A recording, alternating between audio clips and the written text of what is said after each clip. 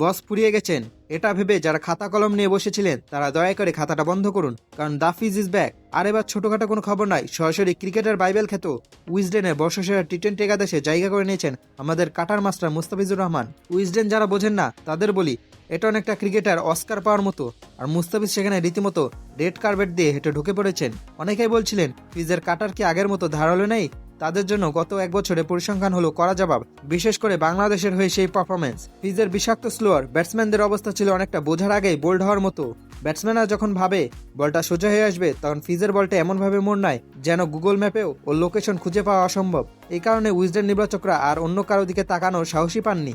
একবার ভাবুন তো, দুনিয়ার বাঘা বাঘা সব বোলারদের ভিড়ে বাংলাদেশের একজন বোলার একাদশে জায়গা পাচ্ছেন। ট্রাভিস হেড, ফিল সল্ট কিংবা নিকোলাস পুরানদের মতো পাওয়ার হিটারদের থামাতে উইজডেন বেছে নিয়েছে আমাদের সাতক্ষীরার ছেলেকে।